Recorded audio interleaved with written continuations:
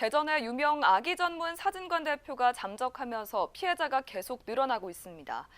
큰 할인 혜택을 내세워 계약을 유도하고 폐업하는 이른바 먹튀 사례들이 대전에서도 끊임없이 나오고 있습니다. 배지훈 기자가 취재했습니다.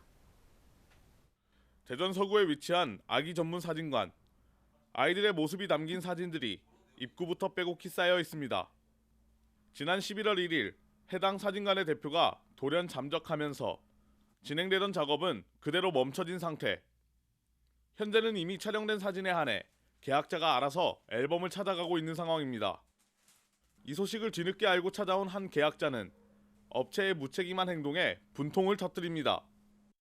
계약을 22년에 하고 지금 이제 앨범을 돌 촬영까지 끝나서 11월에 가지러 오기도 했는데 연락이 계속 없어서 전화를 해봤더니 없는 번호로 나오길래 카페에 들어갔거든요. 그랬더니 카페에 이제 환불 요청합니다부터 시작해서 다른 공지들이 엄청 많더라고요. 그걸 보고 너무 당황스러워서 제가 근처여가지고 이제 한번 와보게 됐는데 이렇게 되어 있네요. 문자 이런 거 받은 것도 없고. 해당 사진관은 압류 조치된 상태로 일부 계약자들이 사진을 찾아갈 수 있도록 일시 개방되고 있습니다. 취재진이 업체 대표의 입장을 들여보려 수차례 연락을 시도했지만 회신은 오지 않았습니다. 연결이 되지 않아 삐 소리 후 소리샘으로 연결되오며. 대전 서부경찰서는 해당 사진관 피해 사건을 현재 수사 중입니다. 공식 접수된 고소인은 40여 명, 피해액은 5천만 원이지만 계약자 대부분 이 상황을 늦게 알게 돼 당초 알려진 것보다 피해 규모는 더 늘어날 것으로 보입니다. 이게 일단은 책임 소재잖아요. 책임 소재고 그 사람이 책임을 다한다는 전제하에 선불을 내는 조건이고, 그렇기 때문에 사실 피해자들 입장에서는 마찬가지입니다. 그 업체별 시스템이 그렇다 하고 선불이라 하고 아니면 무조건 계좌를 받아야 된다 혹은 어디로 입금을 해야 된다 안내해 주는 대로 진행을 할 수밖에 없는 시스템이거든요. 네. 그러다 보니 일방적으로 당할 수밖에 없는 구조가 좀 있죠. 구조적인 문제점들이. 예. 해당 사진관의 성장 앨범 계약은 베이비 페어와 산부인과, 산후조리원과 연계됐고 선 결제 시 할인 혜택을 받을 수 있다 보니 대부분 의심 없이 계약을 할 수밖에 없었습니다. 저는 베이비페어에서 상담받고 한 거여서 조금 당황스러워요. 그리고 가격도 다른 데 비해서 되게 합리적이었어요. 그래서 그런 걸 강조해서 했는데 솔직히 베이비페어는 믿을 수 있는 업체가 많이 보통 오니까 그런 거 생각하고 여기서 한번 계약하자 했는데 이렇게 정말 소리 소문 없이 사라져서 당황스럽고 어떻게 해야 될지 모르겠네요.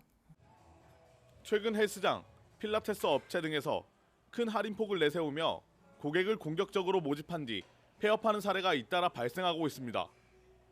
올해 대전에서도 한 필라테스 업체가 돌연 폐업해 계약금과 임금을 받지 못한 피해자만 100명이 넘었고, 모 여행사는 적립형 상품을 출시해 1000명이 넘는 가입자를 받아놓고 파산해 그 피해액만 25억 원에 달했습니다.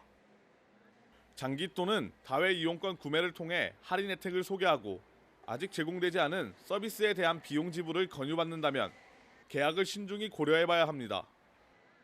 계약서 등을 꼼꼼히 살펴보시고 또 신뢰할 만한 업체인지 확인하신 후 계약을 진행하는 것이 예방 차원에서 큰 도움이 되겠습니다. 특히 헬스장 PT 다계약이나 아니면 장기 계약을 주의하셔야 되는데요.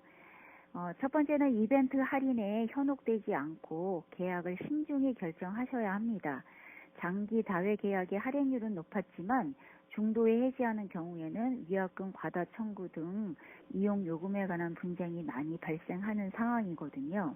계약 시 요구사항을 명확히 밝히시고 특약이 있는 경우에는 계약서에 기재를 하셔야 되고요.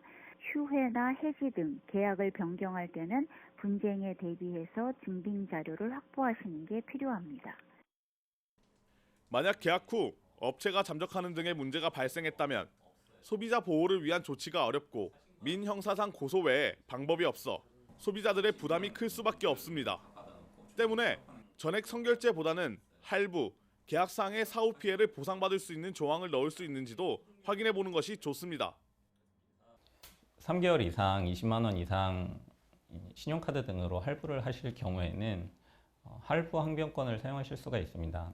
이제 채무불이행 등으로 인해서 이제 더 이상 이제 지급하지 않은 그런 할부 금액에 대해서는 내가 납부하지 않겠다라고 하는 할부 항변권을 사용하실 수가 있고요.